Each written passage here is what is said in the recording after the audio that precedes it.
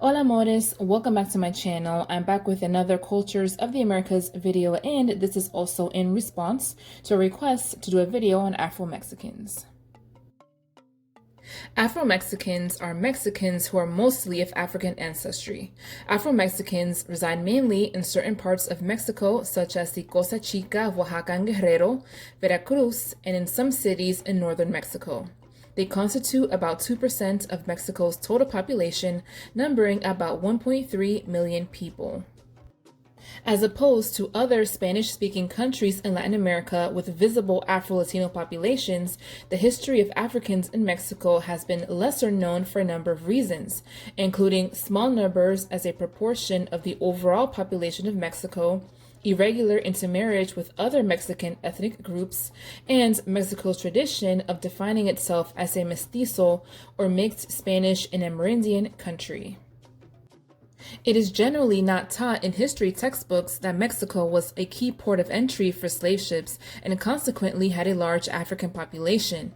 However, because of race mixture, much of the African presence is no longer discernible, except for in a few places such as Veracruz and the Costa Chica and Guerrero and Oaxaca. Something else many people don't know is that one of the first communities of free blacks in Latin America was in Mexico. This settlement was called Yanga, formerly San Lorenzo de los Negros, and it was formed out of the rebellion which occurred in Veracruz in 1537. Runaway slaves, or cimarrones, who mostly fled to the highlands between Veracruz and Puebla, with others made their way to the Costa Chica region, in which is now Guerrero and Oaxaca.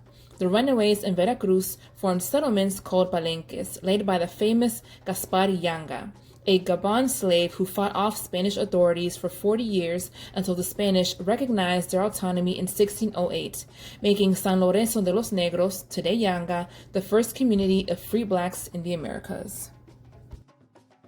The first Mexicans to have landed in Mexico were free men from Spain, who came along with the Spanish conquistadors and explorers. In the account of the conquest of Mexico compiled by Franciscan Bernardino de Sahagún, Nahua informants noted that the presence of Africans with kinky curly hair, in contrast to the straight yellow and black hair of the Spaniards. Mexican anthropologist Gonzalo Aguirre Beltrán counted 6 blacks who took part in the Spanish conquest of the Aztec Empire. Notable among them was Juan Garrido, a free black soldier born in Africa, Christianized in Portugal, who participated in the conquest of Tenochtitlan in western Mexico. In the years to come, many slaves were imported from Africa through the slave trade. Although the vast majority had their roots in Africa, there were also many that came from other Hispanic territories. Colonial records show that around 200,000 African slaves were imported into Mexico in the 16th and 17th centuries to work in silver mines, sugar plantations, and cattle ranches. In 1570, the black population was about 3 times that of the Spanish. It was not until 1810 that Spaniards were more numerous. The Spanish developed elaborate ideological notions based on their racialist concepts of race, which they also used to structure Spanish colonial societies, including New Spain, which is Mexico. A clearly defined social and racial structure existed of 3 distinct groups: a white Spanish elite minority exercising economic, social, civil, legal, and political domination, a largely vanquished indigenous population, and a mass of enslaved blacks that remained at the lowest rungs of the social hierarchy.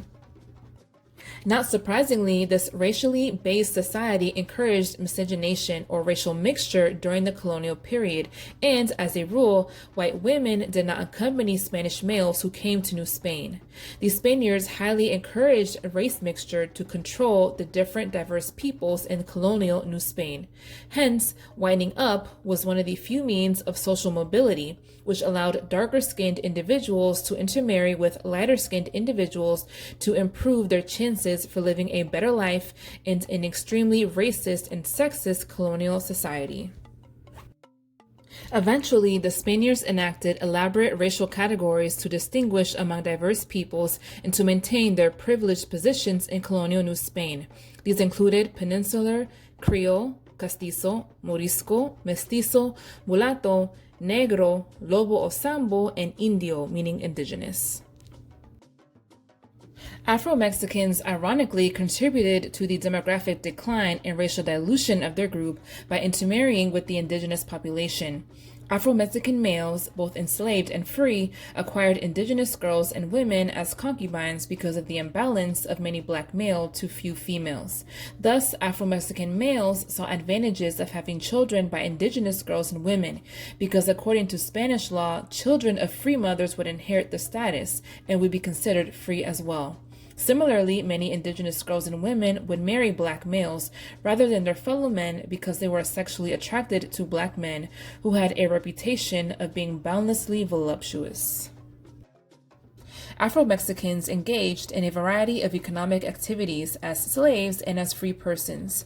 Mexico's economy utilized African slave labor during the colonial period, particularly in Spanish cities, as domestic workers, artisans, and laborers in textile workshops.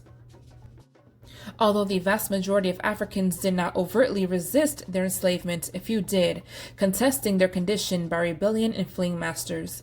Black slave rebellions occurred in Mexico as in other parts of the Americas, with one in Veracruz in 1537 and another one in the Spanish capital of Mexico City.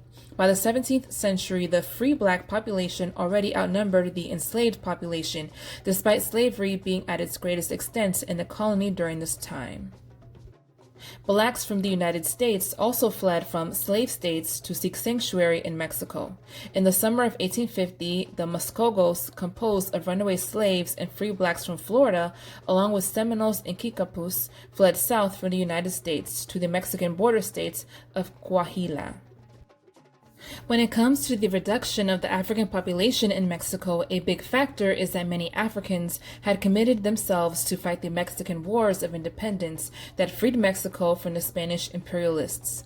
Hundreds of thousands died in the War of Independence, and the rest has been absorbed into the genetic pool of the Mexican mestizo. Of over 1 million casualties during the Mexican War of Independence, most of them were Afro-Mexicans. Many years and generations of intermarriage, discrimination against blacks, making more blacks of mixed ancestry to identify themselves as either mestizo or whites, culminated in no more than 2% of the Mexican population identifying themselves as blacks or moreno.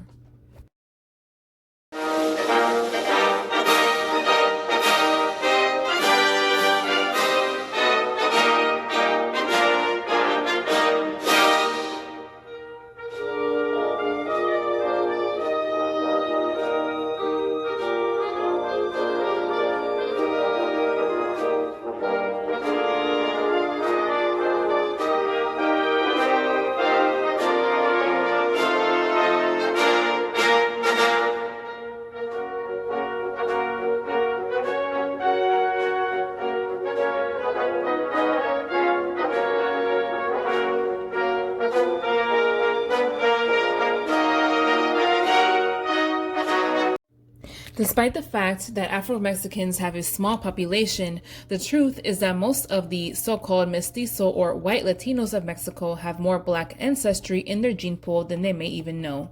The apparent assimilation of Mexico's ex-slaves into the overall gene pool is in marked contrast to America's experience, where the black race has remained relatively distinct. In fact, Mexico even differs from the rest of Latin America, where distinct black populations remain genetically unassimilated. Afro-Mexicans are largely invisible. A 2015 census is changing that. CCTV's Frank Contreras has insight from Mexico's southern state of Oaxaca. Among Afro-Mexican communities here on the Pacific coast of Mexico's Oaxaca state, this dance is symbolic. Locals say the devils represent the growing power of African descendants in this part of Latin America. It's a history that's beginning to gain global attention.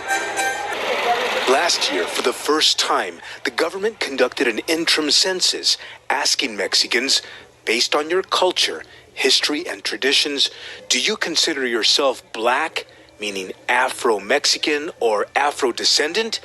And nearly 1.4 million people responded, yes.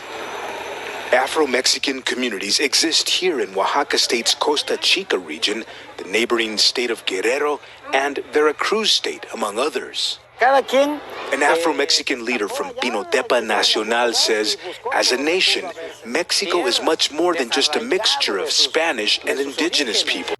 Afro-Mexicans have made enormous contributions to the country and deserve recognition for their many accomplishments. Vicente Guerrero, a mulatto, was Mexico's second president, and he was a war hero in Mexico's War of Independence from Spain. The state of Guerrero in Mexico was named in his honor. In addition, one of the most prestigious generals in Mexico's War of Independence, José María Teclo Morelos y Payón, was a mulatto as well. Even though the African presence in Mexico's folk music has not been greatly promoted, tantamount to that of European and Amerindian populations, there is evidence that music of the Costa Chica region has been impacted by African influence that dates back to slavery. Within the music of the Costa Chica region, there are specific instruments of African origin that are also particular to the regional sound. Many of these instruments include the marimbola, a finger piano, la quijada, jawbone, and tambores de fricción, or friction drums. Much of Mexican music has deep roots in West Africa. La Bamba, the famous Mexican folk song that was given a rock beat by Richie Valens and a classic interpretation by Los Lobos, has been traced back to the Bamba district of Angola. In Guerrero, the marimbola, similar to the marimba, is used in a style known as chilena. The marimbola has ties to the balafon in Mali and the balafon, balani, and balangin of Sierra Leone. The quijada is the jawbone of a donkey, cow, or horse. The jawbone is weathered until the molars rattle in place. In countries where the quijada is known, there tends to be a large population of African descendants.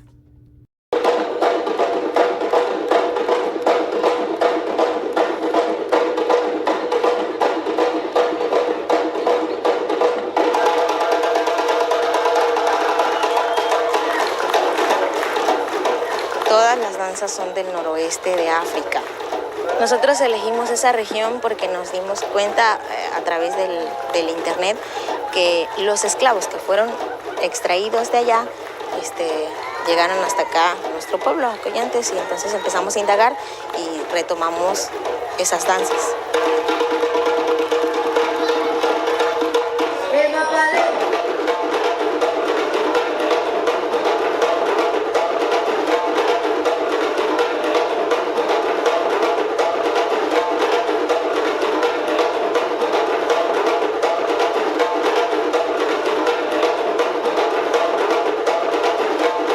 Seguimos bailando porque intentamos dar a conocer nuestra cultura y a través del baile nosotros pretendemos invitar, atraer a los jóvenes para que se unan a nosotros y así consolidar nuestra cultura, consolidar nuestra propia identidad como pueblo negro. The official ideology of Mexico has been that Mexicans are simply a mestizo race, a mixture of Spaniards and Indians, officially referred to as la raza or the race. However, the existence of Afro-Mexicans was officially affirmed in the 1990s when the Mexican government acknowledged Africa as Mexico's third root. Even still, the Black contribution to Mexico's cosmic race has been many times forgotten. The 2015 Intercensus estimate was the first time in which Afro-Mexicans could identify themselves as such and was a preliminary effort to include the identity before the 2020 census. Alright guys, that was it for this video on Afro-Mexicans. I do hope that you all enjoyed it. Don't forget to like, comment, and subscribe if you haven't already, and I'll check you guys in the next video. Bye!